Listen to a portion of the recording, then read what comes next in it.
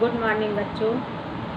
कल मैंने आपको कक्षा 11 गद्य खंड से आचरण की सभ्यता नामक पाठ पढ़ाया था, जिसमें 2 गद्यांश 3 गद्यांशों के प्रश्नों के उत्तर हो चुके हैं। इसके बाद आगे का गद्य मैं आपको समझा रही हूँ।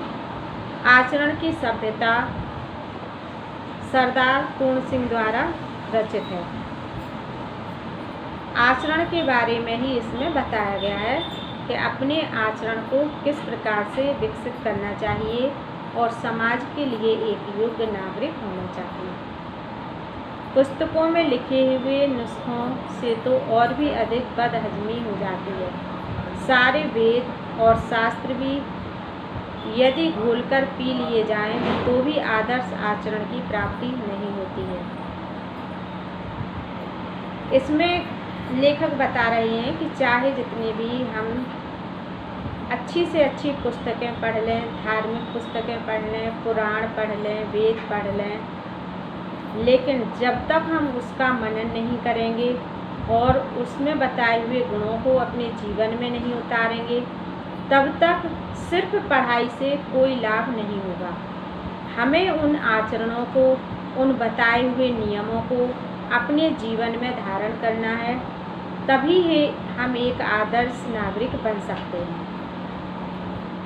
आचरण प्राप्ति की इच्छा रखने वालों को तर्क वितर्क से कुछ भी सहायता नहीं मिलती। शब्द और वाणी तो साधारण जीवन के चोचले हैं। ये आचरण की गुप्त गुहा में ही प्रवेश कर सकते हैं। यही कहने का उनका आशय है कि जब तक उन धार्मिक नियमों को, विद्वानों के द्वारा बनाए गए नियम और कथनों को ध्यान से नहीं पढ़ेंगे, ध्यान से नहीं सुनेंगे और उसका मनन नहीं करेंगे और उसको जीवन में नहीं उतारेंगे, तब तक हम एक चरित्रवान व्यक्ति नहीं बन सकते। वहाँ इनका कुछ भी प्रभाव नहीं पड़ता।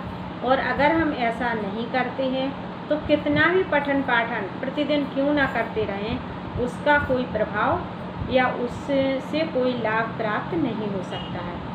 वेद इस देश के रहने वालों के विश्वासनाथ ब्रह्मवाणी है, परंतु इतना काल व्यतीत हो जाने पर भी आज तक वे समस्त जगत की भिन्न भिन्न जातियों को संस्कृत भाषा ना बुला सके, ना समझा सके, ना सिखा सके।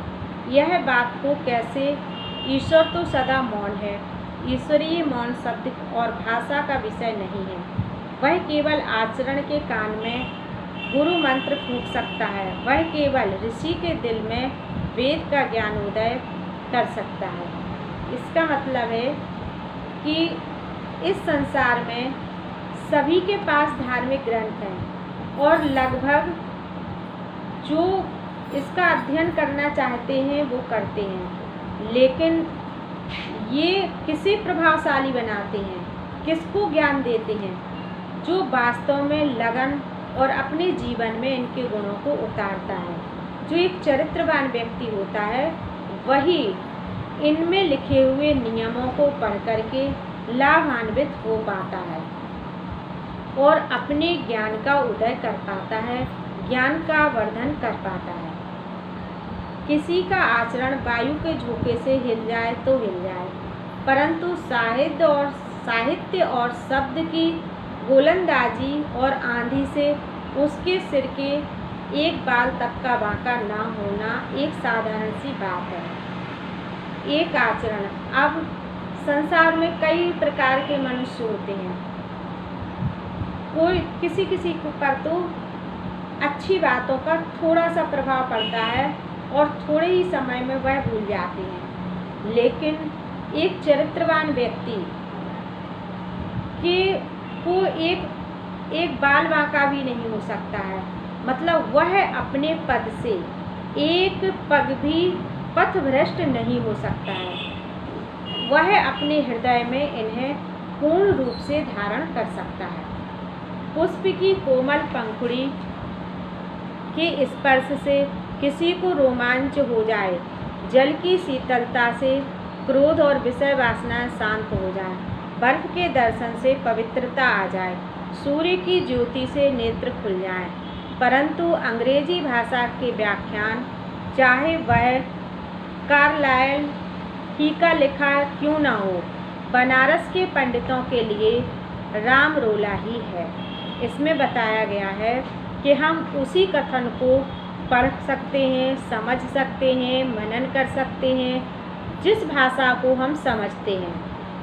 संस्कृत भाषा अगर अंग्रेजी विद्वान को दे दी जाए तो वह उसके रस का पान नहीं कर सकता है।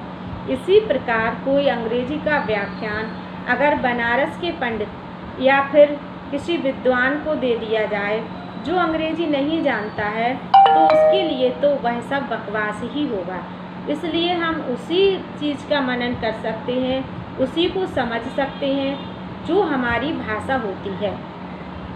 इसी तरह न्याय और व्याकरण की बारीकियों के विषय में पंडितों के द्वारा की गई चर्चाएं और शास्त्रार्थ संस्कृत ज्ञानहीन पुरुषों के लिए स्टीम इंजन की फफ्फा शब्द से अधिक और कुछ नहीं है। इसका भी यही मतलब है कि जब हम किसी भाषा को समझें, जानें, तभी हम उसमें लिखी हुई विशेषताओं का मनन कर सकते हैं, चिंतन कर सकते हैं और उन्हें अपने जीवन में उतार सकते हैं।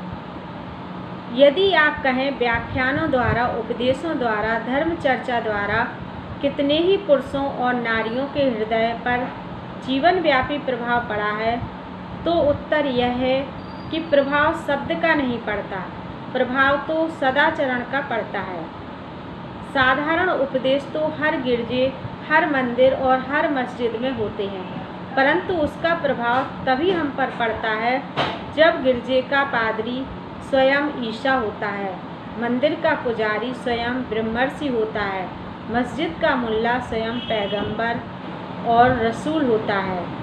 अगर ये गुरु के बारे में ही बताया गया है कि अगर हमारे गुरु सच्चरित्र हैं, योग्य हैं, तभी उनके गुणों का प्रभाव हम पर पड़ेगा, वरना ऐसे तो उपदेश सभी लोग देते रहते हैं, लेकिन सभी के उपदेशों का हमारे जीवन पर उतना प्रभाव नहीं पड़ता है जितना कि एक सच्चरित्र गुरु के शब्दों का प्रभाव हमारे जीवन पर पड़ता है। तो इस गद्यांश में बताया गया है कि शब्दों का प्रभाव मनुष्य के जीवन पर नहीं पड़ता है, बल्कि एक विद्वान द्वारा, एक सच्चरित्र व्यक्ति द्वारा बताए गए उपदेशों के चरित्र का प्रभाव हमारे जीवन पर पड़ता है। यदि एक ब्राह्मण किसी डूबती कन्या की रक्षा के लिए, चाहे वह कन्या जिस जाति की भी हो, जिस किसी मनुष्य की हो, जिस किसी देश की हो, अपने आप को गंगा में फेंक दे, चाहे उसके प्राण यह काम करने में रहें या जाएं, तो इस कार्य में प्रेरक आचरण की मौनमयी भाषा किस देश में, किस जाति में और किस काल में कौन नहीं समझ सकता। प्रेम का आचरण, दया का आचरण, क्या पशु क्या मनुष्य, सभी लोग समझ जाते हैं। प्रेम का आचरण, दया का आचरण तो सब जगह चराचर में लोग अपने आप ही समझ जाते हैं। मतलब सजीव प्राणी ही नहीं बल्कि निर्जीव भी, पशु पक्षी भी प्रेम की भाषा को समझते हैं। जगत भर के बच्चों की भाषा इस भाषाहीन भाषा का चिन्ह है। बच्चे बोल नहीं पाते हैं, छोटे छोटे बच्चे बात नहीं कर पाते हैं, वो भी प्रेम की भाषा को जानते हैं। जो उनसे प्रेम करता है उन्हीं से वो प्रेम करते हैं। तो प्रेम की भाषा शब्द रहित है, मौन है। मनुष्य के आचरण से व्यक्ति प्रभावित होता है, ना कि वाणी से। बालकों को इस शुद्ध मौन का नाद और हास्य भी सब देशों में एक सा ही पाया जाता है। मनुष्य का जीवन इतना विशाल है कि उसके आचरण को रूप देने के लिए नाना प्रकार के ऊंच नीच और भले बुरे विचार, अमीरी और गरीबी, उन्नति और अवनति इत्यादि सहायता पहुंचाते हैं। पवित्रता अपवित्रता उतनी ही बलवती है जितनी कि पवित्र और पवित्रता। जो कुछ जगत में हो रहा है वह केवल आचरण के विकास के अर्थ ही हो रहा है। अंतरात्मा वही काम करती है जो बाह्य पदार्थों के संयोग से प्रतिबिंबित होता है।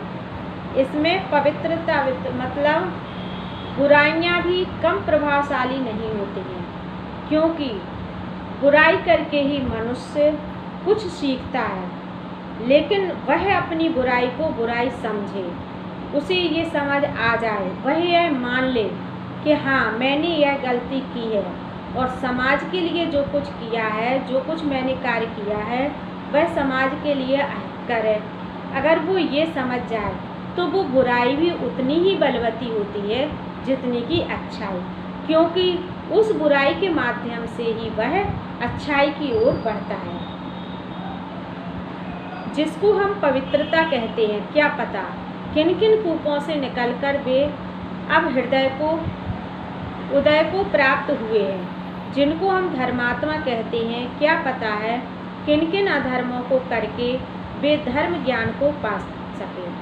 ठीक है, आज जो देखने में बहुत धर्मात्मा योग्य ज्ञानी प्रतीत हो रहे हैं, ये निश्चित नहीं है कि वो जीवन पर्यंत ऐसे ही थे, पहले भी ऐसे ही थे। उन्होंने भी कितनी ही बुराइयां की होंगी और अपनी बुराइयों को उन्होंने समझा होगा और समझने के बाद ही वो अच्छाइयों की ओर बढ़े होंगे, तब जाकर के वो आज एक योग्य नागरिक साबित हो रहे हैं और हम उनका सम्मान कर पा रहे हैं। जिनको हम सभ्य कहते हैं और जो अपने जीवन में पवित्रता को ही सब कुछ समझते हैं, क्या पता वे कुछ काल पूर्व बुरी और अधर्म पवित्रता में लिप्त रहे हों। अपने जन्म जन्मांतरों के संस्कारों से भरी हुई अंधकारमय कोठरी से निकलकर ज्योति और स्वच्छ वायु से परिपूर्ण खुले हुए देश में जब तक अपना आचरण अपने नेत्र न खोल चुके हों, तब तक धर्म के गूढ़ तत्व कैसे समझ में आ सकते हैं। नेत्र मतलब धार्मिक तथ्यों को हम तभी समझ सकते हैं जबकि हमारे अंदर ज्ञान हो। और ज्ञान का उदय कैसे हो सकता है? जब हम किसी ज्ञानी व्यक्ति की चर्चा को सुने, मनन करें और अपनी कमियों को पहचानें और ज्ञान की ओर अग्रसर हों।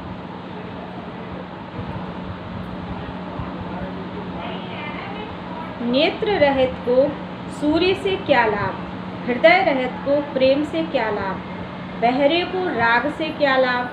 कविता, साहित्य, पीर, पैगंबर, गुरु, आचार्य, ऋषि आदि के उपदेशों से लाभ उठाने का यदि आत्मा में बल नहीं हो तो उससे क्या लाभ। मतलब अगर हमारे अंदर ज्ञान नहीं है, चरित्र हमारा शुद्ध नहीं है, तो फिर हमें किसी से भी कोई लाभ प्राप्त नहीं हो सकता है और ना ही हम उनके गुणों को समझ सकते हैं, ना हम उनकी बात को समझ सकते हैं, और ना ही जब हम समझ ही नहीं पाएंगे तो फिर हम मनन और चिंतन किस बात का करेंगे और हमें ऐसे ज्ञान से कोई लाभ प्राप्त नहीं होगा।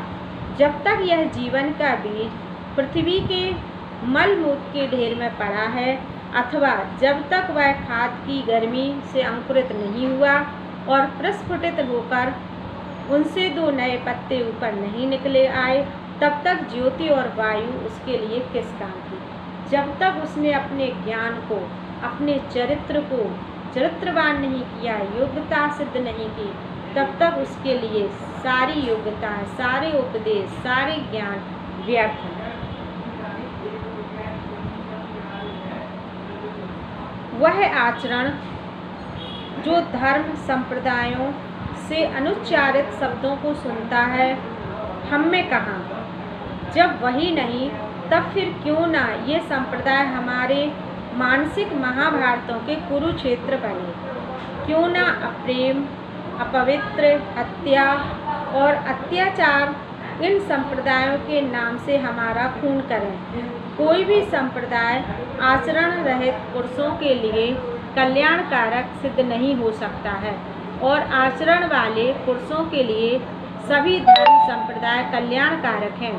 सच्चा साधु धर्म को गौरव देता है, धर्म किसी को गौरवान्वित नहीं करता है।